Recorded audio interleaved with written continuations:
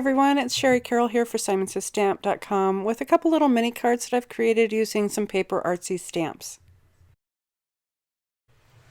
The first stamp set that I'm using is from the Jofi, and this one's called the Garden of Life, and these are from Paper Artsy, and I really like the little girl and then the little flower monster. So I have stamped those out on Nina White cardstock, and I've cut those out using my scissors, and I've also used my Copic markers to color those in.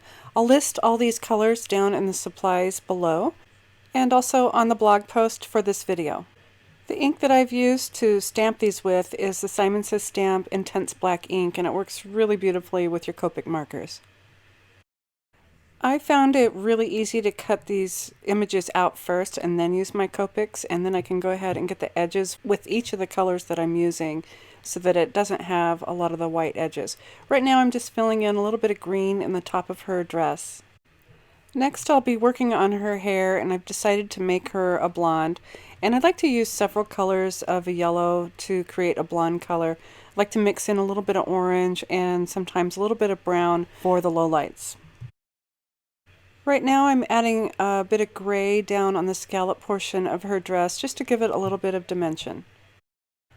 I am creating mini cards, and I've already done some die cutting with my stitched edged rectangle, and I've created a little bit of a frame. So I've used the die and then I trimmed around it. And for the little flower monster, I have a wood grain background, and the monster will just sit at the bottom, and I'll stamp a greeting just above it in a little bit. I wanted to show you that you can use your Copics on some printed paper as well. So I've stamped this little flowery vine, also from the Garden of Life set, and I've used my black ink, and I'm going to go ahead and fill in the little flower blossoms with some yellow to start off. And then I can go back in and add some green to the vines. For the greeting on my flower monster card, I'm using the Eclectica stamp set, also from Paper Artsy, and I'll be using the large blue message.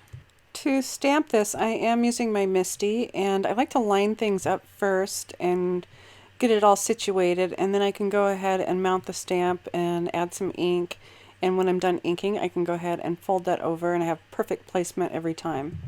And when stamping with the cling stamp, you remove that black foam backing, and I also like to use my fingers to get some good pressure on there. So once I'm done stamping that, I can go ahead and add my little monster, and my mini card for that one is done. I'm ready to start mounting my little girl to her backing, and I'll just be using my tape runner for my adhesive, and I'll just run a few strips onto the back, and then I'll turn her around, make sure I get some on the leg area as well. I'm mounting her flush to the background because I did cut off her legs. Actually, she has some really cute boots that she wears. So I'm going to go ahead and press that down, and now I have the beginning. And I'm also using some tape runner for my frame, and then I can just go ahead, line that up, and once that's lined up I'll press that down in place. I decided that I need a little bit more definition or a little more shadowing on these flowers, so I'm going back with a little bit of a brown color, and I'm just adding those to the bottom. It kind of has a crosshatch design, so it's really easy to know where to add your shadows. Next, I'm adding a light gray just to the edges of some of these images to make them look like they're popping up a little bit. And I'm using one of the lightest grays that I have. I believe it's a W1. And I'm just going around the vine and also have gone around her body as well. So that gives her a little bit of dimension. I've also decided to add a message to this one, and this one is the friends are flowers in the Garden of Life, and I'll just be using the friends portion, so I'll go ahead and cut this out with my scissors and create a block. To color this in, I'm just using warm tones of gray. I don't want to compete with the background or the flowers or the color of her dress. And once I have that colored in, I've used a little bit of foam tape just to go ahead and pop that up for just a little bit of dimension.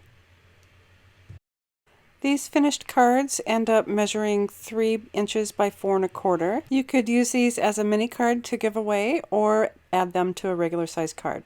I hope I've given you some inspiration in using some Paper Artsy stamps to create some mini cards. And as always, thanks for watching.